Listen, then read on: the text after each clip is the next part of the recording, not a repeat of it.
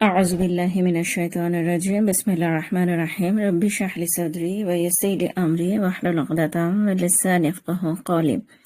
আপুরা, আমরা বিগার পিকচারটা গত পর্বে বলেছি এই সমস্ত আয়াতগুলোর। তো আমি একবার 2-3 মিনিটের মধ্যে এটা আবার একটু সামারি করতে চাই। এই অংশটুকু আমাদের যেন বারবার একদমই ব্রেনে গেঁথে যায়।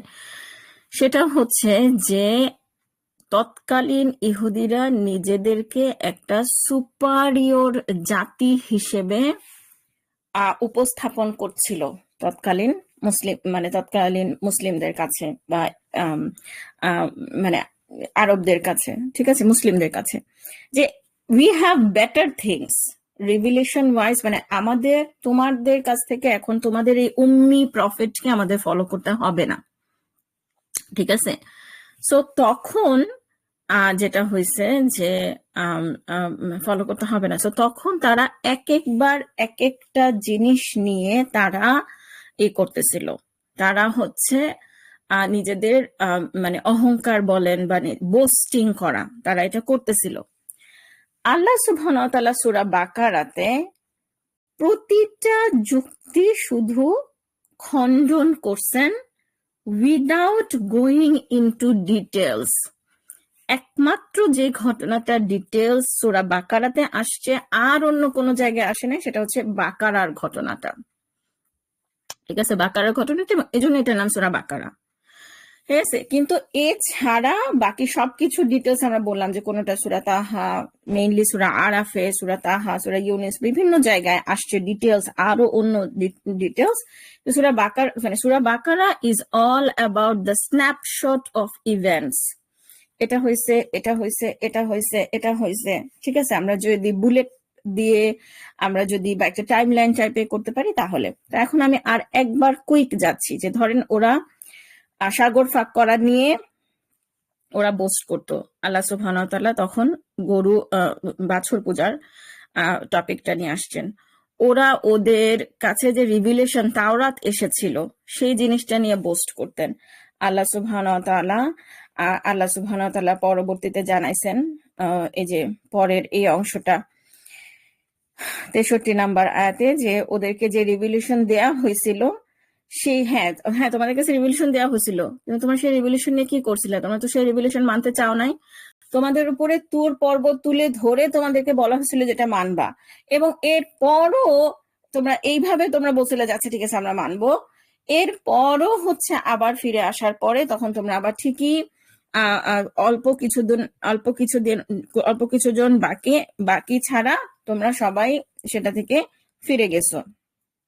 আচ্ছা, এরপরে আবার দেখেন যে তারা হয়তো বা বলতেছে যে আমাদেরকে কি বলে, আমাদেরকে মান্না এবং সালওয়া দান করা হয়েছিল, মানে আমাদেরকে আকাশ থেকে আমাদের জন্য খাবার আসতো, ঠিক আছে। হ্যাঁ, খাবার আসতো, তোমরা তখন সেই খাবার নিয়ে কি করছিলা? তোমরা সেই খাবার, তোমরা তো সেই খাবারে তোমরা বোর ফিল করছিলা, তোমরা তো সেই খাবার খেতে চাও নাই, তোমরা তো সেটা আল্লাহর প্রমিসে তো তোমরা বিশ্বাস রাখো নাই, তোমরা তো সেটা স্টোর করতে চাইছিলা। গেল।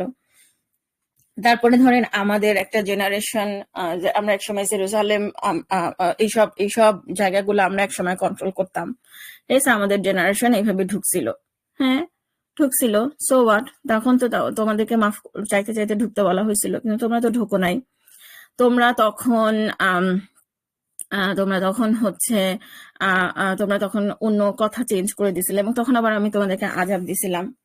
আচ্ছা, তারপরে ওরা তখন বলছে যে আমাদের জন্য পাথর ফেটে পানি বাইর হয়েছিল। আমাদের জন্য পাথর ফেটে পানি বের হয়েছিল। হ্যাঁ, ওকে, হ্যাঁ, পাথর ফেটে পানি বার হয়েছিল, সো হোয়াট, তোমরা তো তখন ঠিকই দাঙ্গা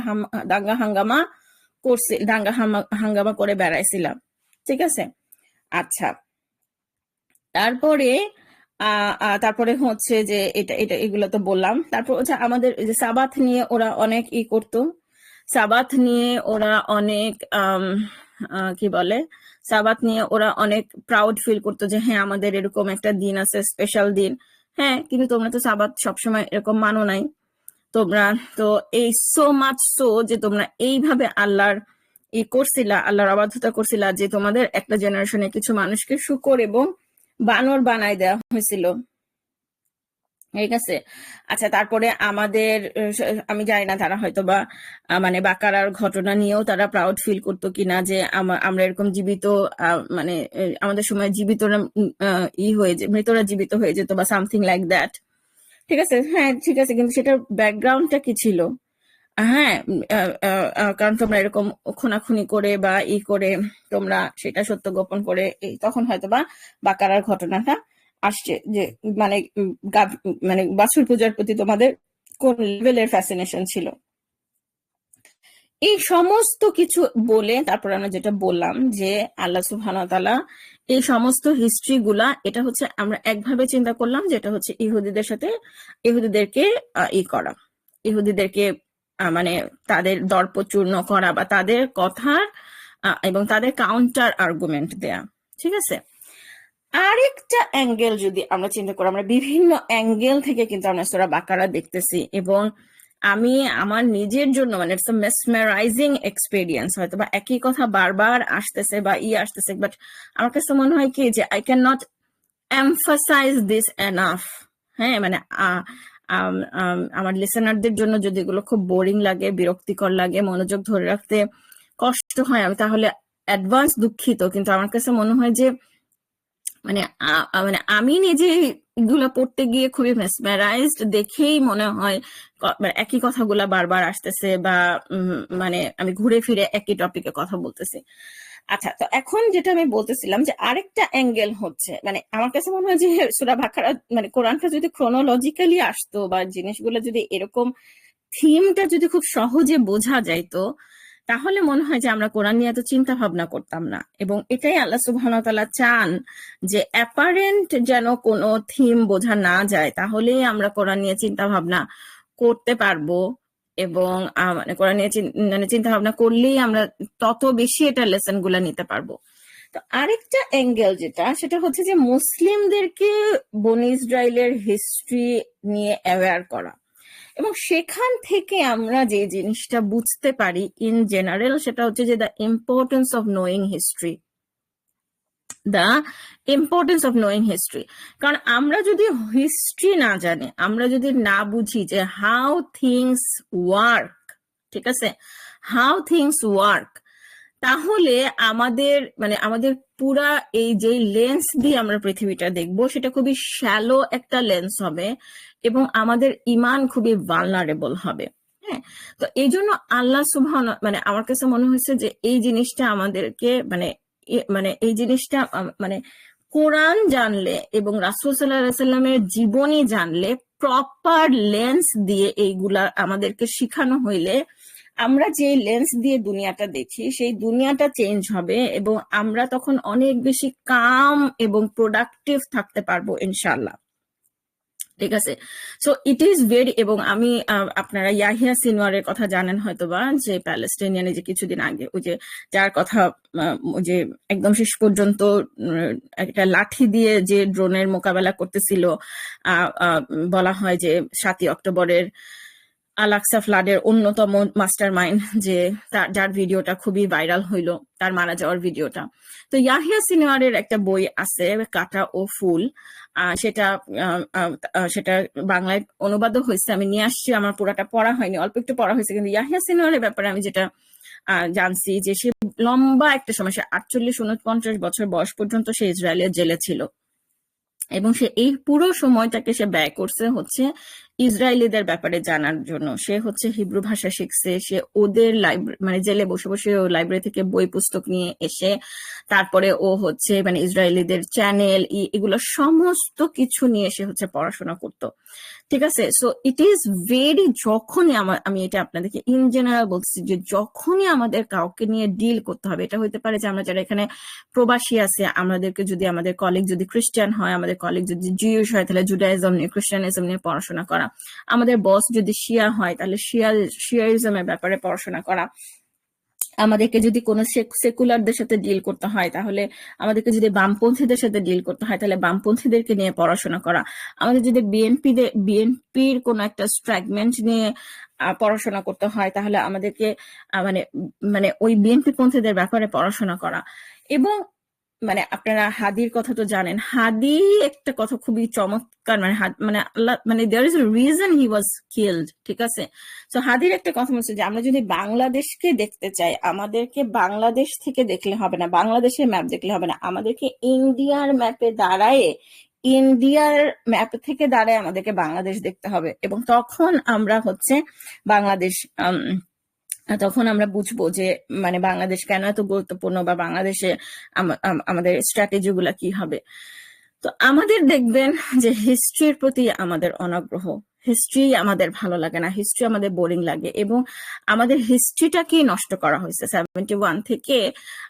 মানে এই যে শেখ মুজিবের এই সমস্ত কিছু, আওয়ামী লীগ যে মানে যেই ম্যাসাকার গুলা করছে, তার মাঝে মানে হিস্ট্রি হচ্ছে মানে হিস্ট্রিটাকেই করাপ্ট করছে আর কি, নষ্ট করে গেছে।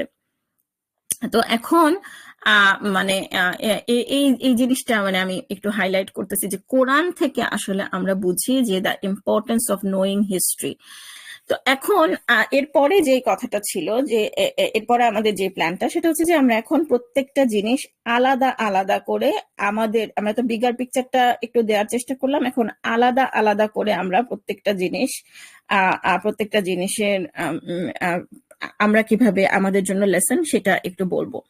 তো হিস্ট্রির ইম্পর্টেন্সটা বললাম, বিগার পিকচার। এখন এইখানে যেটা, যে ধরেন বাছুর পূজা, বাছুর পূজার এইখানে আমি যথেষ্ট সময় দিছি, আমি এটার পিছনে আর দ্বিতীয় কোনো কথা বলতে চাই না, কিন্তু বাছুর পূজার ঘটনাটাতে আমার জন্য যেটা টেক অ্যাওয়ে ছিল সেটা হচ্ছে যে একটা সোসাইটিতে বিভিন্ন টাইপের মানুষ থাকবে। মুসা আলাহিসাল্লামের কওমের মধ্যেও বিভিন্ন টাইপের মানুষ ছিল, এবং এটা সব সময় থাকবে, আমাদেরকে এভাবেই ডিল করতে হবে। আমরা যে খুবই মানে আইসোলেটেড হয়ে যে থাকতে চাই, আমরা অমুক পান থেকে চুন খসলেই আমরা তার সাথে মিশতে চাই না, তারপরে আমরা মনে করি যে কিভাবে ইসলাম আসবে, এটা নিয়ে আমরা খুব পারপ্লেক্সড ফিল করি। কিন্তু রাসূল সাল্লাল্লাহু আলাইহি সাল্লামের সোসাইটিতেও মুনাফিক ছিল, মানে রাসূল সাল্লাল্লাহু আলাইহি সাল্লামের সোসাইটিতেও এই সব ধরনের মানুষ ছিল, অনেক বেশি থ্রেট ছিল। সেই প্রত্যেকটা জিনিস উনি কিভাবে ডিল করছেন সেটা মানে সেটা হচ্ছে হয়েছে, মানে মানে সেটা আমরা দেখছি। সো আমার কাছে মনে হয় যে আমাদের ফোকাস হওয়া উচিত, যেটা বাছুরের থেকে লেসন থেকে আমার এটা একটা লেসন, যে আমি মুসা আলাহিসাল্লামকে অনেক বেশি ফিল করছি। আমি যখন আশেপাশে দাওয়াতি কাজ করতে গিয়ে আমি যখন প্রচন্ড ফ্রাস্ট্রেটেড হয়ে যাই, তখন আমি মানে আরো অনেক বেশি আমি মুসা আলাহিসাল্লামকে ফিল করছি।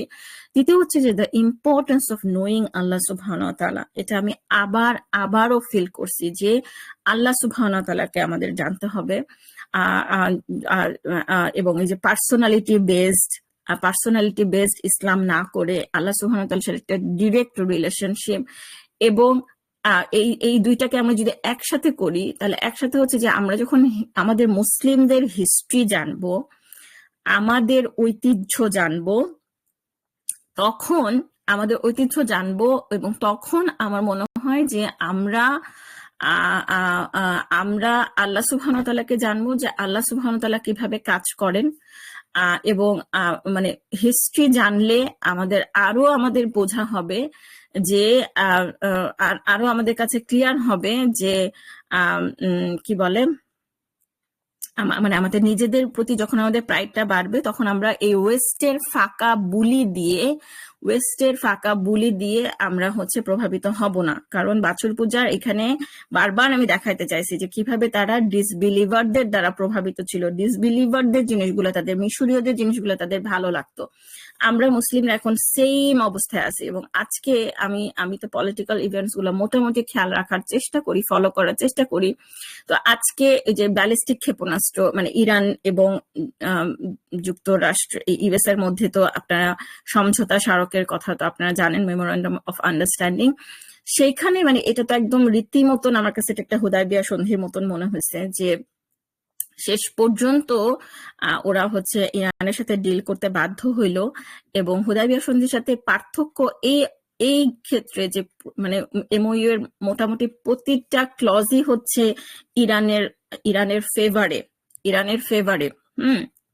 এবং ইরান শুধুমাত্র সাহসিকতা দেখায়, মানে শুধুমাত্র ট্রাম্পের থ্রেটে মানে নমনীয় না হয়ে ইরান যেই আদায় করে নিল, এবং এই জিনিসটাই মানে আমরা যদি দেখতে চাই যে রাসূল সাল্লাল্লাহু আলাইহি ওয়াসাল্লামের সাহাবীদের মধ্যে আসলে কি ছিল, ওরা রাসূল সাল্লাল্লাহু আলাইহি সাল্লামের ওদের আকীদা শিয়াইজম নিয়ে আমাদের যত অবজেকশন যা কিছু থাকুক না কেন, truth is truth. I think we must acknowledge যে জাস্টিসের দাবি হচ্ছে যে যার মধ্যে যেটা পজিটিভ জিনিস আছে সেটা বলা, বায়াস না হয়ে। সো জাস্টিসের দাবি হচ্ছে ইরান যে কাজটা করলো সেটা হচ্ছে যে ইরান রাসূল সাল্লাল্লাহু আলাইহি ওয়াসাল্লামের সাহাবীদের সাহসিকতার ট্রেটটুকু দেখাইলো।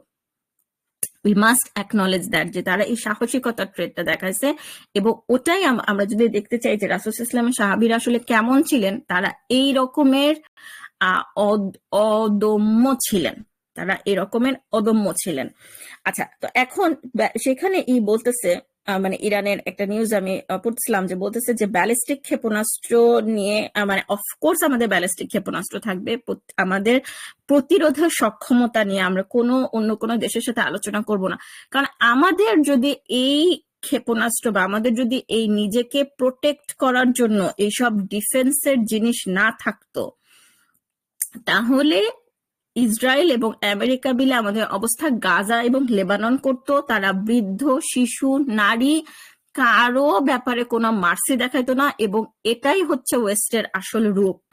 মানে আমি বলতেছি যে ওয়েস্টের আসল রূপ, আমাদের যে ওয়েস্টের প্রতি যে একটা ফ্যাসিনেশন, ঠিক আছে, আমাদের যে একটা ফ্যাসিনেশন, সেই জিনিসটা আমাদের, মানে আমার কাছে মনে হয় যে সেখান থেকে লিবারেটেড হওয়া হচ্ছে এই বাছুর পূজার ঘটনা থেকে লেসন, এবং হিস্ট্রি সম্পর্কে জেনে আল্লাহ সুবহানাহু ওয়া তাআলা সম্পর্কে জানার যে তাড়না, সেটা আমাদের এই বাছুর পূজার লেসন।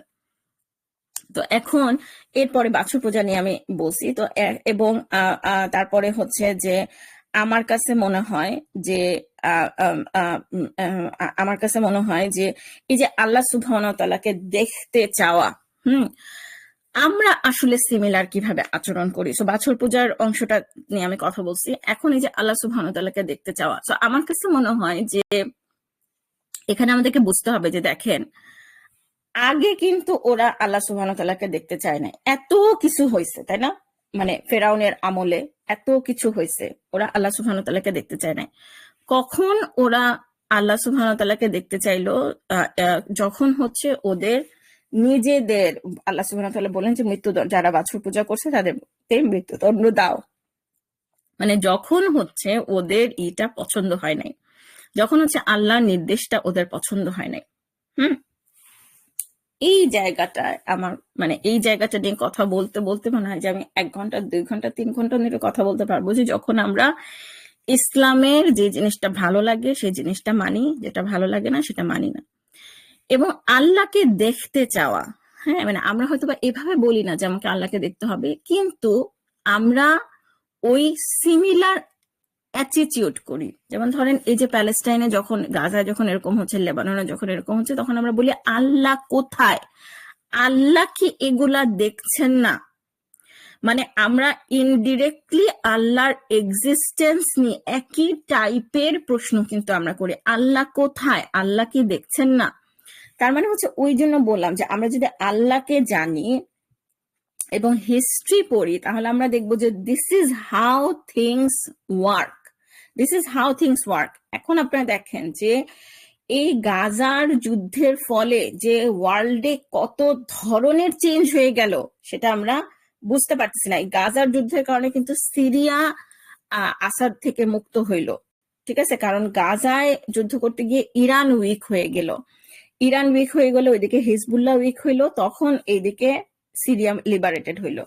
আবার যখন এই লম্বা সময়ে এই সময়টাতে এই ইরান ওয়ার করতে গিয়ে আবার যেটা হইলো যে আমেরিকা এবং ইসরায়েলের মধ্যে আপনার বিশাল একটা ফাটল সৃষ্টি হইলো এখন। এবং সবচেয়ে বড় যে ব্যাপারটা সেটা হচ্ছে যে ইসরায়েলের আসল রূপ, ইসরায়েলি যে সব সময় যুদ্ধবিরতি লঙ্ঘন করে, ইসরায়েলি যে করে, মানে প্রত্যেকটা সময় ইরানের সাথে, এবং ইরান যে শক্ত এটা করলো যে লেবাননে যা হবে সেটা হইলে আমরা এখানে আমাদের মিত্রকে অ্যাবান্ডন করব না, যেটা আমেরিকা ঠিকই তার মিত্রকে অ্যাবান্ডন করছে। যে কাতার প্রত্যেকটা গালফ কান্ট্রিতে ইরান যে অ্যাটাক করলো।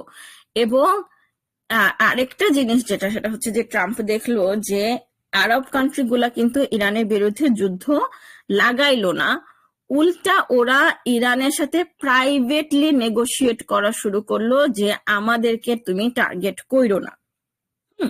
তো এই যে ডায়নামিক্স গুলা হয়ে একবারে পতন হয়।